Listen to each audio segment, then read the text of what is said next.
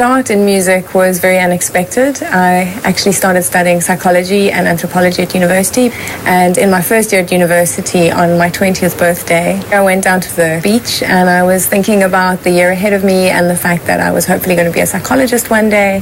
And while I was sitting there, these words came into my mind and just wouldn't go away. So I found a piece of paper, thought I'm just going to write them down, get them out the way. And when I started writing, I just didn't stop. And when I got to the end of the page, I looked at what I'd written and I just knew it was a song.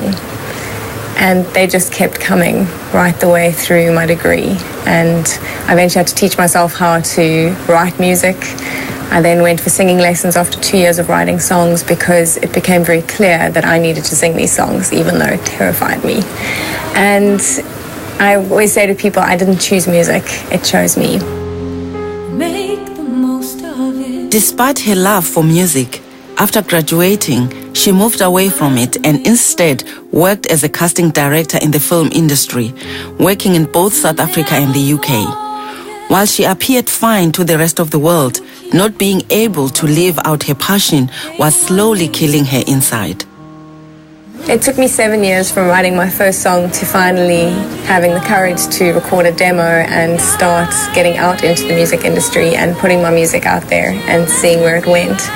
And that journey of 7 years helped me firstly grow as a songwriter and also grow as a woman to have the courage to believe that it was possible. And a lot of that journey came through not only people supporting me and people believing me, but also in some personal loss, in the form of my father passing away when I was 24.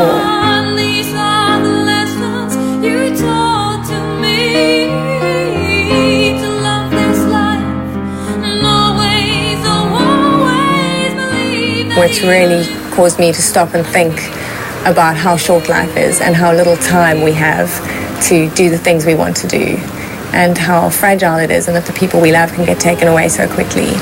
And it was on losing him that I decided that I needed to do things that I wanted to do and not leave them until it was too late.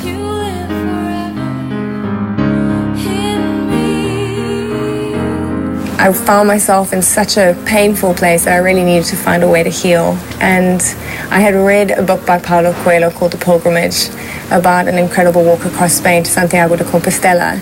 And it really resonated with me as something I would love to do, but it was one of those things that I could easily love to do and never do. So I decided to walk across Spain. And in June 2000, I set off by myself to France, took a train down to the border of Spain and walked 800 kilometers alone across a country where I didn't speak the language, I didn't know anyone, I didn't know if I had it in me to actually make the distance. And by the time I reached Santiago de Compostela, I had shown myself that I could walk across a country, I could face my fears. And if I could do that, then there wasn't anything that I couldn't do. And that really was the turning point where I started to say, if I have a dream, I have it in me to follow it. After returning from Spain, Verity followed her dream and recorded her first 5-track demo. She then moved to America to pursue her dream, and on her 27th birthday, she received her first positive feedback.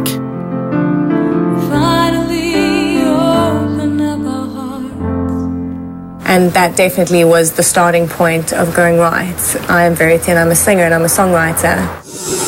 When we come back, we find out exactly why this dream chaser followed her heart.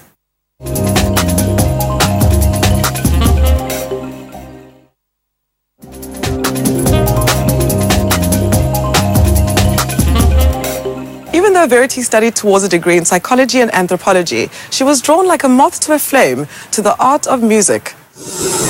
When the sun sets tomorrow, I hope it sets on all your sorrow. I started telling people that I'm Verity, I'm a singer and I'm a songwriter. And the more I said it, the more I became it. And I started performing, I got a great vocal coach, I won some competitions in the States. I was given a working visa to be there as a singer and a songwriter. And in amongst all of that, I decided to come home. Even though there were so many possibilities for me there, I also realized that my roots were at home, my family was here, the people that I love are here. And I came home and started building my career here.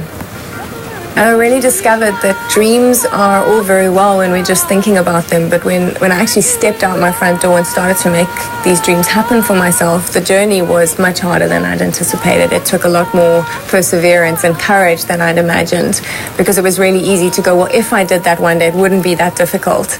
But once I started, I had to overcome my fear, my insecurity, things that, wanting to wait for it just to happen for me, and really understanding that no one out there is going to make my dreams come true. I'm the only person who can make my dreams come true. People will help me, people will support me once I start, but I had to take that first step, and I think that first step was the hardest. You are as big as the dream you dream.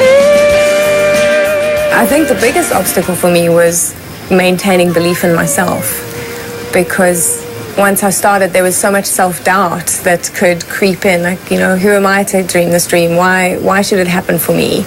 And, kind of move away from the fear to just go back to security and earning a set income and knowing that I was going to be okay, and having to trust that the money would come from somewhere and that I could make this happen, I could make this work, that my music did have relevance. And for me, the biggest obstacle has been understanding that I was worthy of even dreaming it was possible. And I realized that I had to always come back to what had been my intention with my life. What do I want to do? And for me, it's to inspire and uplift and make a difference. And I really think music can do that. I really think music can inspire and connect people. I think it can comfort and console them. And my dream was that my music would do that for people and mean that for people. And it was great getting out there and performing, but at some point I realized that if I wanted to do that work in the world, having an album was going to be the next step. And it's a big step because it's a financial step, and I looked at what was available to me. Could I get a record deal? How well did South African music do in terms of sales? Could I do it independently? And everywhere I looked, I was confronted with problems. It was going to cost 200,000 to 300,000 rand to do a decent album. It was going to cost double that to market it, and South African record sales weren't traditionally that good for English South African artists, and because I would be competing with the best international artists. So everywhere I looked, I saw problems, and it definitely was a point where I thought, well, maybe this is too much for me.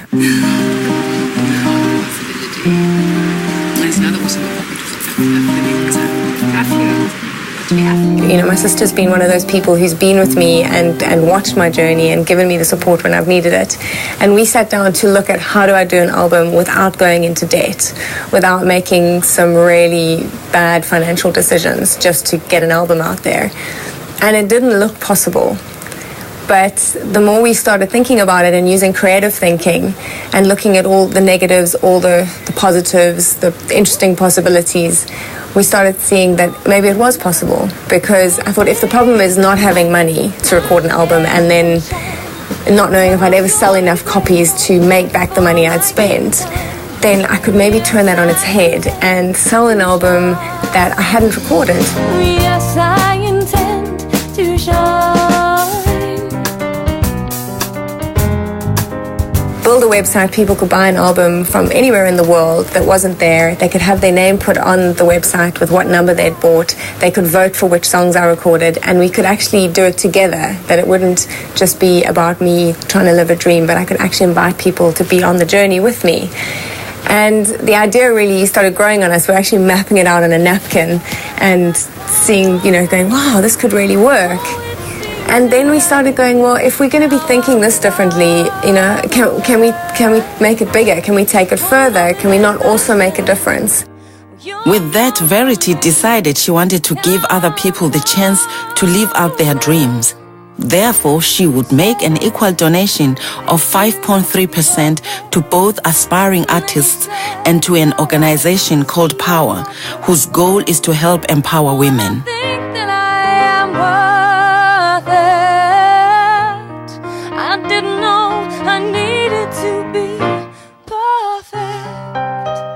I think what led me to being so interested with empowering women is that in my own journey growing up, I made some choices, particularly around relationships, that were very disempowering. And with a great education and a fantastic family, an amazing support structure, I was surprised at how I could get myself into a situation where I completely gave my power away. And I had to come through that and through a lot of pain to get to a point of starting to make choices that empowered me. Didn't think that you would need me to be anything but me. I thought that you would love me no matter what. Yes, I thought that you would love me no matter what, no matter what. And I realized that a lot of women don't have that choice. A lot of women don't have the education that I have. A lot of women don't have, a financial structure or resources that I've been fortunate enough to have. And on top of that, they've still got to make choices about their self-esteem, which I think is a luxury when you're just surviving.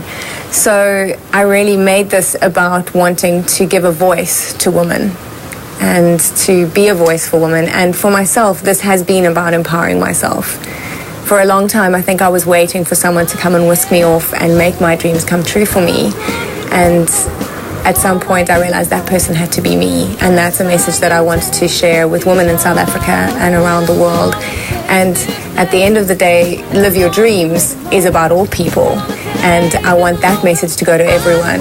But particularly, I do think that women need other women to be a voice for them and to let them know that it's possible for them because they can see other women doing it for themselves. Oh, yes, I intend to shine.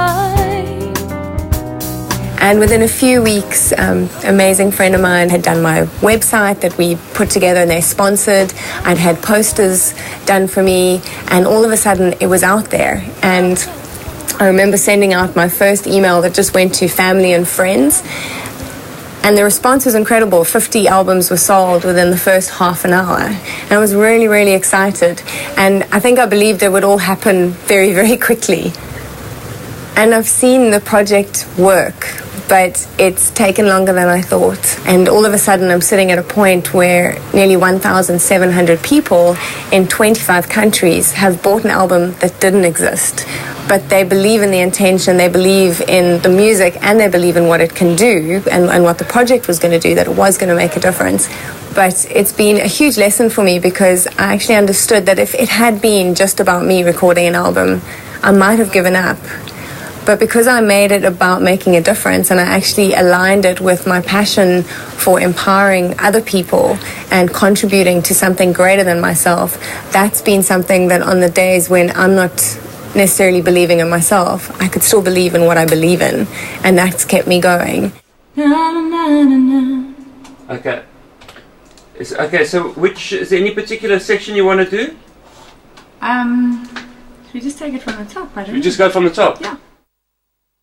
The most exciting part is that last year I got to live the dream. I got to go into studio and record with Paul McIver and Brian O'Shea and actually work on the album for 4 months and hear every song find its voice and start to come together, be with my band. We were in studio for a week in Cape Town and live this dream of creating this album. And it's very exciting because as we sit about to release this album, it comes with such a powerful story, and hopefully it'll inspire people to know what's possible for them.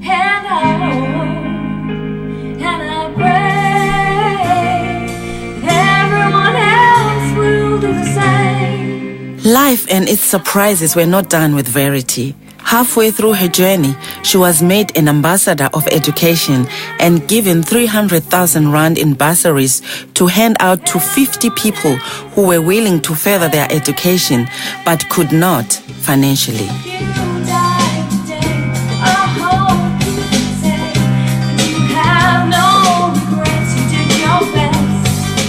So it was a big lesson for me that my dream could have an impact on other people in a way that I hadn't expected. And that was really, really powerful. And it's something I always want to say to people, that when they're following a dream, don't be surprised if you get to make more of a difference than you were imagining you would.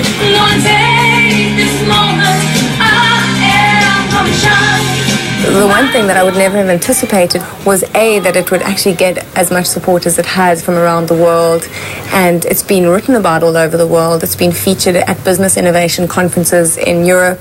There's been articles in Argentina about it, and it's had incredible coverage and support that I would never have anticipated. And as a result, all of a sudden I went from being just a singer to actually becoming a speaker. And I like to say to people, an inspirational singer, that I could start doing talks to people, maybe about the business model, but finish it with a song that would leave them inspired about what was possible for them. But I would never have known that this is what was going to come out of it. And I've discovered that I love speaking. Have any of you got a song that when you hear it, you feel, thank God I'm not alone? They've been there. They know what I'm going through. Okay, I've got a few of those. And as a singer and a songwriter, it's obviously my dream that my songs can be that for you and for people around the world. And something I'm learning in my journey is that I have no idea what a song that I write for me means when you hear it. And it's been incredibly humbling, because sometimes I'll really think I know what that song's about, and then someone will come up to me after a show and share what the song meant to them, and, you know, where it applied in their lives. And I've been completely humbled at the fact that something that I wrote for me could go on to become something completely different for someone else. And that it's a way to really communicate to people about what they're capable of. And if I have a few songs that can add to that, that's great. But I never knew that I was going to be a speaker. Miracle of who you are. You're as infinite as the stars. That's a miracle of who you are. And again, the journey has got me to a point where I feel really excited to stand on a stage and share with people what I have learned through this, and what I've discovered, and what is possible when we dare to dream, when we dare to step into the unknown and see what's possible for us, and what's possible when each one of us looks at how we can make a difference and how we can have an impact on the things we believe in, and start small. Because this journey has been about starting small. It was never about going and getting a big loan and having a big impact. It was about starting with one sale at a time and seeing where that took me. And I love being able to share that with people as a speaker, which is something I never knew I was going to do. Yes,